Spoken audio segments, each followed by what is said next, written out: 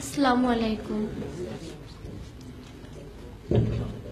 একটা ডানা কাটা পাখি যার সামনে সবুজ মাঠ থাকে, উপরে নীল আকাশ থাকে, কিন্তু সে ছটফট করে উঠতে পারে না।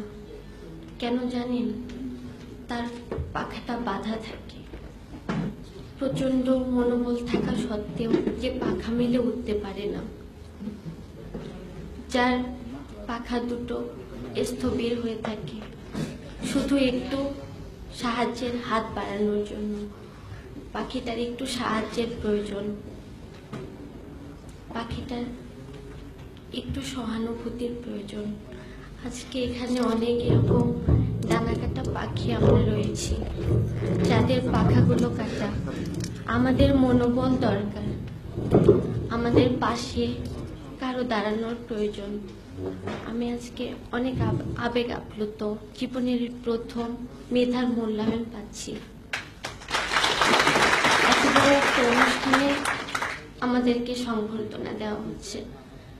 আমার জন্মের সময়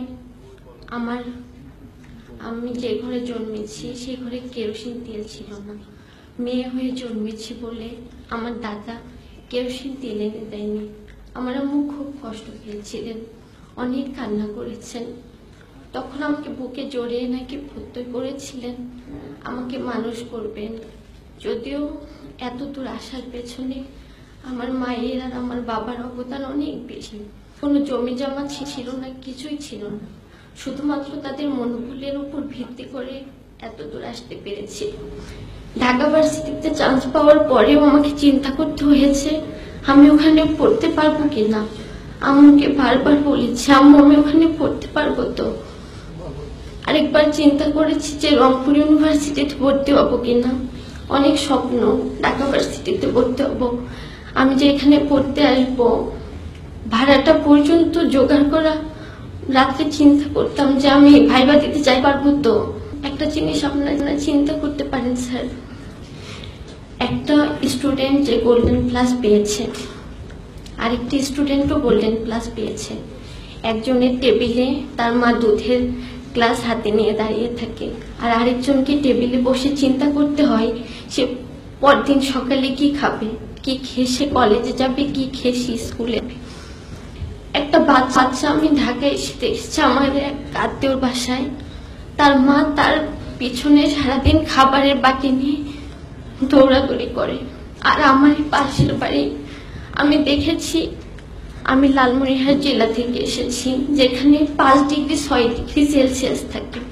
আপনারা যদি কখনো শীতের দিন সেখানে যান, দেখতে পাবেন কত প্রখর শীত, সেখানে কত প্রচন্ড শীত। এই শীতের দিন সেই বাচ্চাটা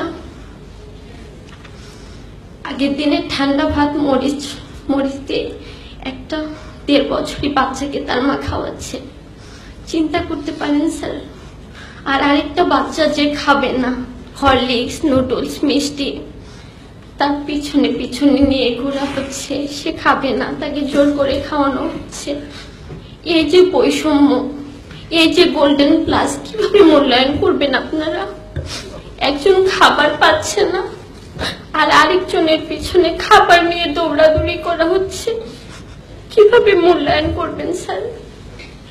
এই যে সার্টিফিকেট, আমরা যে এত দূর আসতে পেরেছি, কিভাবে আসছি, কারা আমাদেরকে সাপোর্ট দিচ্ছে? মাথায় হাত বুলানোর মতো কেউ নেই। আজকে আমি আপনাদের অনেক মূল্যবান সময় নষ্ট করে কিছু কথা বলছি। দুঃখু মিয়া নজরুল হয়েছিলেন সত্যিই স্যার, কিন্তু স্যার দুঃখু মিয়া কখন পুষ্পমাল্য পেয়েছেন জানেন? যখন সে নির্বাক হয়ে গেল। তাকে কখন পুষ্পমাল্য দিয়েছি? কি পেয়েছেন তিনি? পুষ্পমাল্য তিনি কখন পেয়েছেন? তার যখন পুষ্পমাল্য পেলে তার ভালো লাগতো, তার অনুভূতি সে জানাতে পারত, তখন আমরা তাকে কারাগারে রেখেছি, তখন তিনি কারাবাস পেয়েছেন। আর আমরা যখন তাকে পুষ্পমাল্য দিয়েছি তখন তিনি স্থবির হয়ে গেছেন। তখন আর তিনি কিছু বলতে পারেননি, কিছু পেয়ে যাননি, কিছুই চিকিৎসা কোনো কিছুই তিনি পাননি।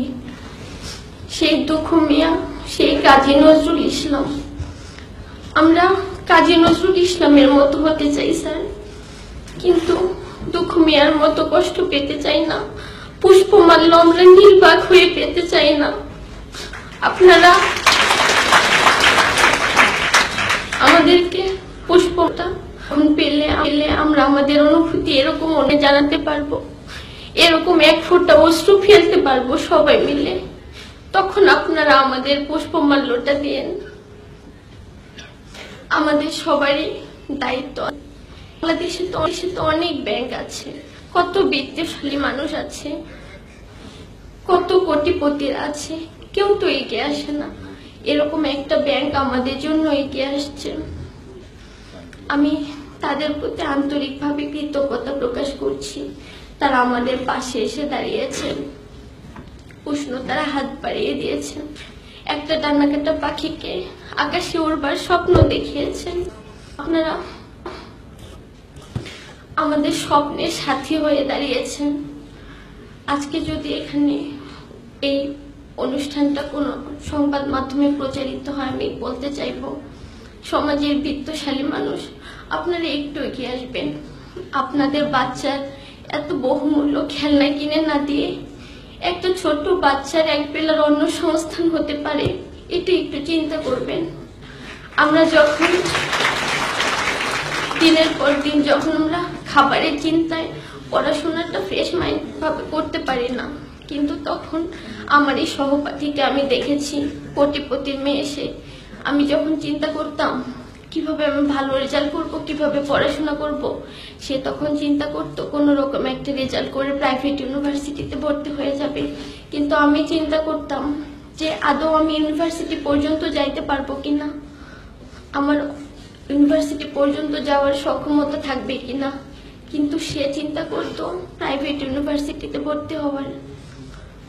এই যে বৈষম্যটা, এই যে তফাৎটা, আমরা বের হয়ে কি দেখবো, কি পাবো আমরা? আমাদেরকে কে স্বপ্ন দেখাবে? আমি আবারও ইসলামী ব্যাংক কর্তৃপক্ষকে আন্তরিকভাবে ধন্যবাদ জানাচ্ছি তাদের এই মহৎ উদ্যোগের জন্য। স্যার, আমি দুঃখিত, আপনাদের অনেক মূল্যবান সময় নষ্ট করছি। ধন্যবাদ সবাইকে। আসসালামু আলাইকুম। Such rare talents like Afroza are scattered far and wide of this country.